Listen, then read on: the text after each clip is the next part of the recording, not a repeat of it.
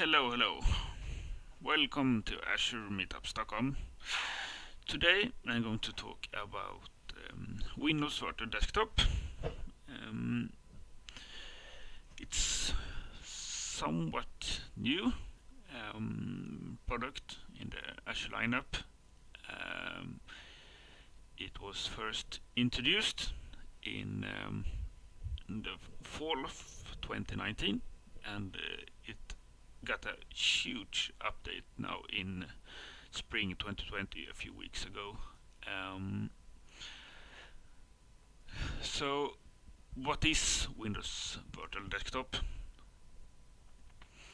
Yeah, it's a solution to provide a virtual desktop for your end users, no matter where in the world they are, and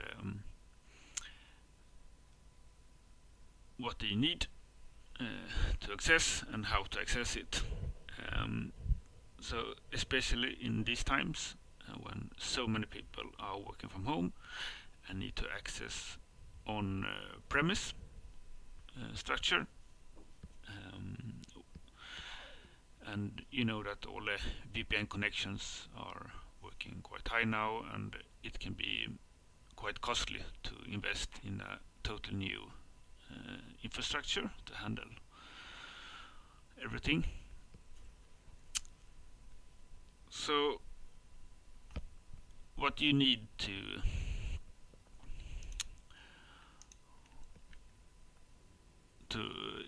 utilize it.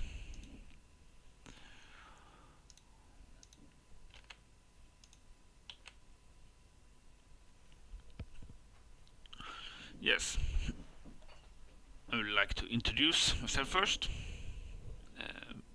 Mathias Segerlund. I work at a company called Factor. You can see my email there and my phone number if there is something you need to contact me about. I will try to talk about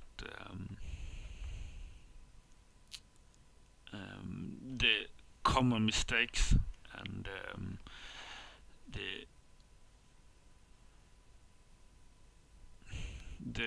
the pitfalls that it's quite easy to start with, because this is a very easy solution to get started with, but if it's done right from the beginning, it's so much easier, and you'll get so more happy end users, because that's the point of this, right? Yes, there is of course some costs about this.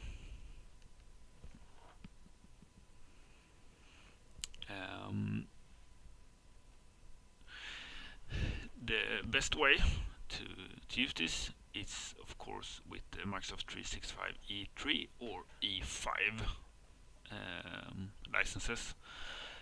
For those that don't know, it's a bundle where Office 365 E3 or E5, EMS, Enterprise Mobility and Solution, and the Windows Enterprise is included. So it's a complete solution for a company, for all the users. You can also use Microsoft 365 Business Premium.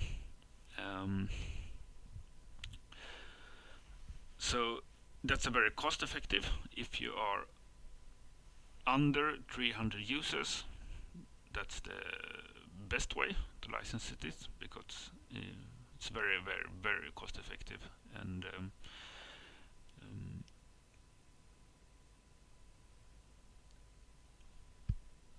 you can also use it for the rest of your licensing solutions, for Office 365 and so on.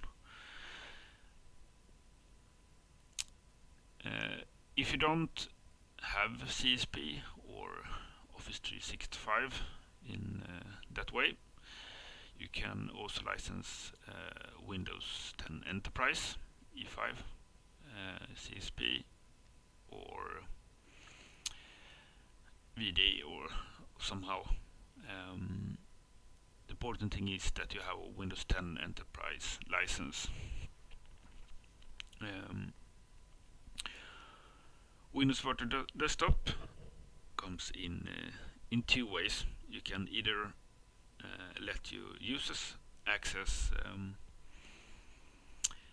Windows 10 Professional or Enterprise, the regular Windows 10 OS, or you can also let them access Windows 2019 Server. And if you want your end users to access a Server edition, you might need a CAL license for remote desktop service,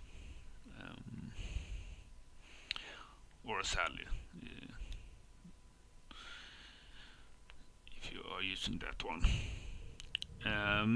Besides the licenses, there is also a cost for the thing you are using in Azure. For example, if you have 100 users, common way is using 4 VMs to spread out the workload across. So you also have to pay for the 4 virtual machines, and then you have like a network and storage and everything that's associated with that. But it's of course very cost effective. If you want a personal desktop, you need to have 1 VM per user. So that it's much higher cost, of course.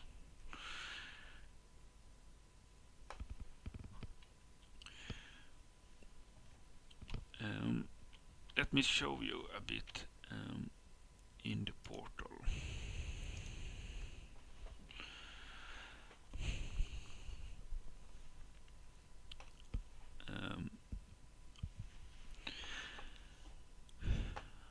I have created a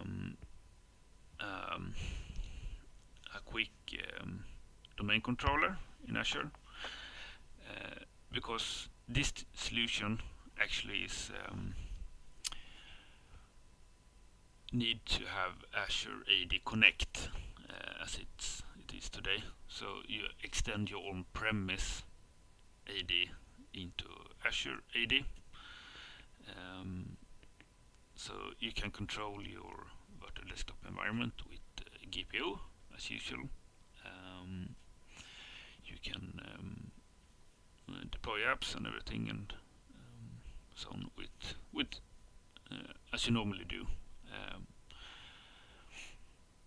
I've heard that there is planned support for Intune in the future, but today it's not. You can't control your environment with Intune today, but it will probably be in the future.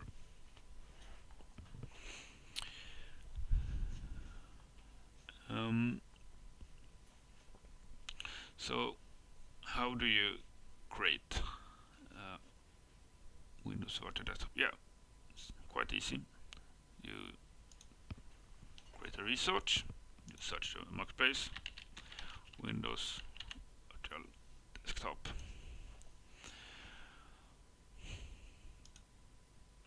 Press create. You select your resource group, you select your region.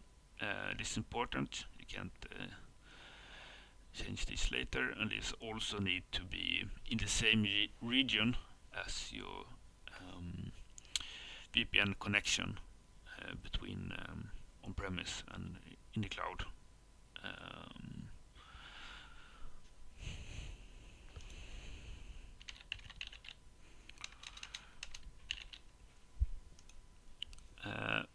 here you select if it's a pooled or personal. I think that over 90% of all the use case it's pooled. United States, it's the only metadata location yet. More will come soon.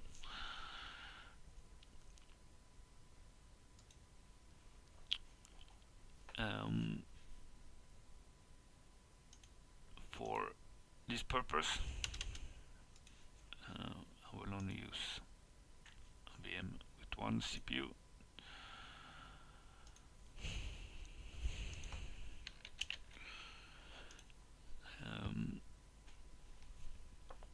Naming standard, it's always good to have, of course. So this means that all virtual machine that belongs to this host pool will start with this prefix, so it's easy if you have many virtual machines to locate which belongs to what.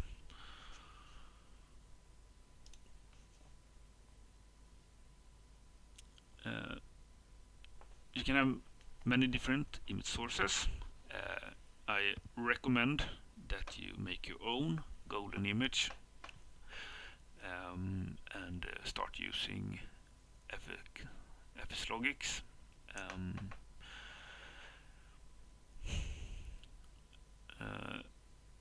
So fslogix is a program that's you can use to more go into a non-persistent environment. That means that it's easier for you to update your image. They get the same log on experience no matter which virtual machine they log on into.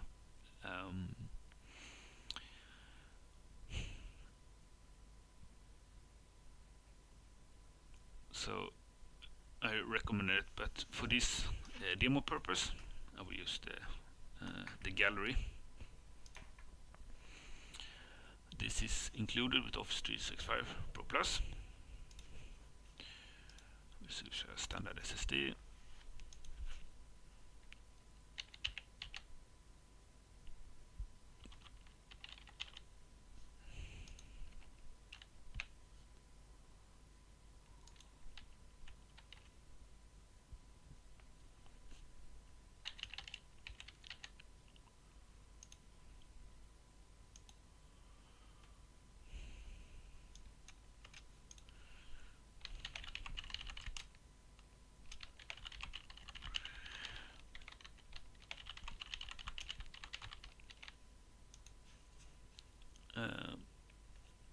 This is the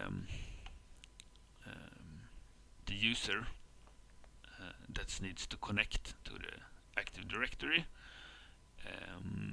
It needs to have permissions to enroll a virtual machine into your AD. So enterprise admin or something like that. So keep your security up to date, and this account is only used to make the virtual machine into your AD. You can specify a domain or over here if you need to.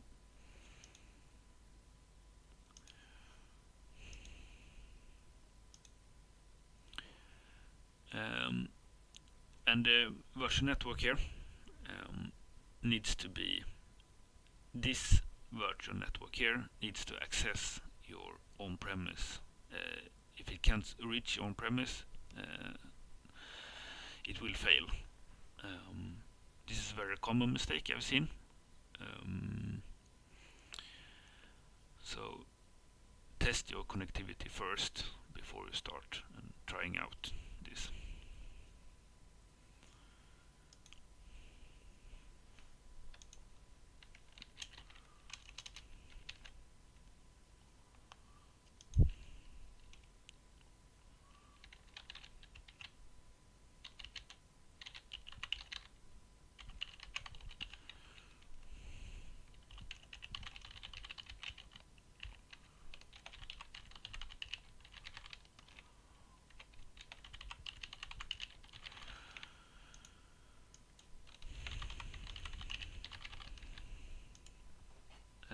you can use a UPN, but you can also use a service principal.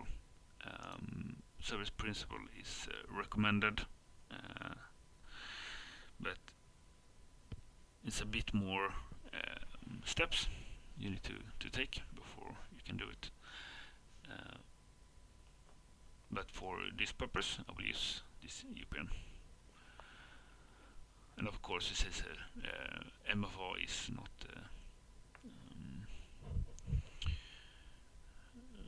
you can't use MFA with this account.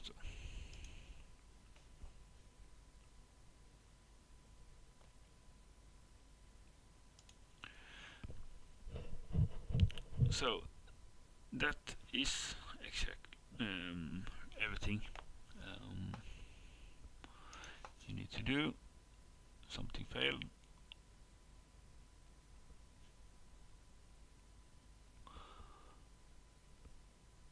It's probably because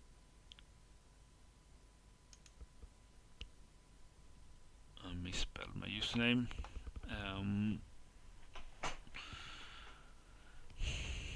Doesn't matter anyway.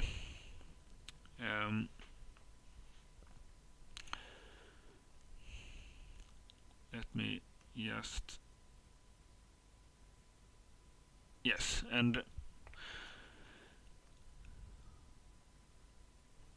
the demo guards is not with me today. Yeah, this deployment will take a while, but if it's succeeded,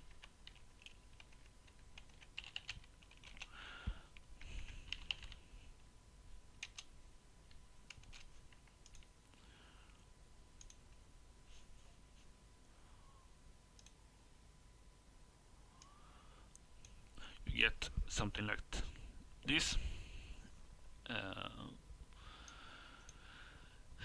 You see here you have session desktops, but you can also have direct links to specific apps and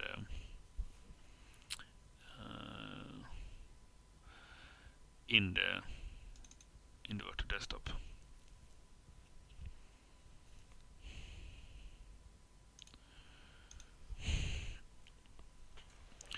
So if you are planning to give your users access to a specific app,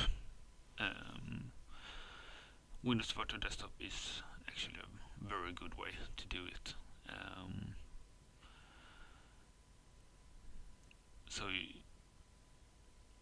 the normal case when you're trying to publish an app or program to end users, you need a very big infrastructure. It will take a lot of time. But with Windows Virtual Desktop, you can assign a specific app to a specific group of users. Like if you have a system where your users log your time and so on. Do we have any questions?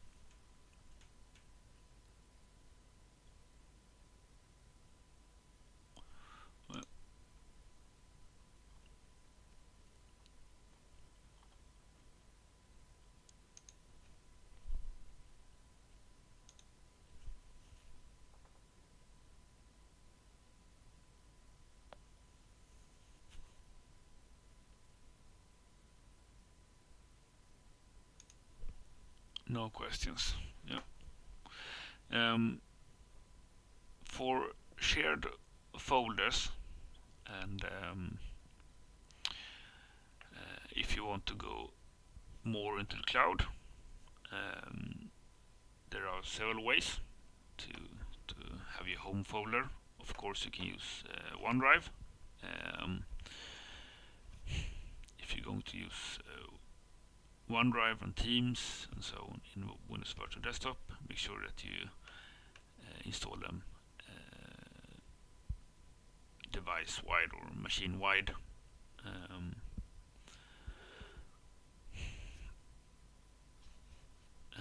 I usually use Azure files and create a storage account. I can show you here.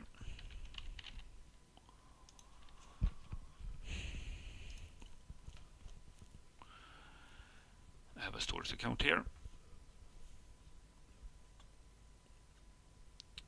That I have a file service where I have put up my fslogix, and this is all users can access this.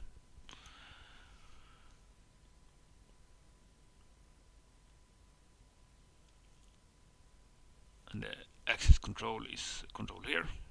Here I can add and remove users or groups. But to do this, you need Azure AD domain services.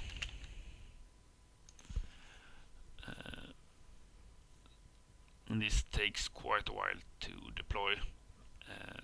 So do this first and let it deploy for quite a bit before you start deploying your golden image.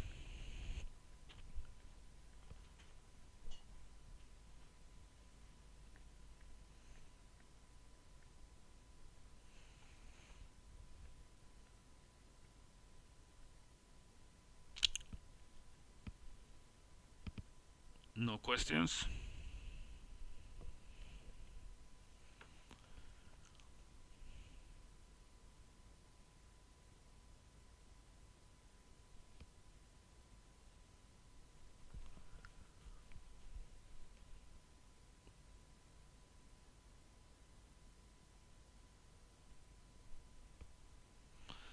Okay.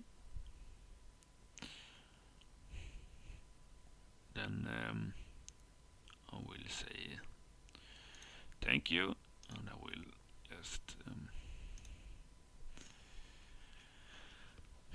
name the sponsors for this is Active Solutions, Alecta, Cornerstone, N4, Forefront, Microsoft, PVC, and of course Azure Stockholm.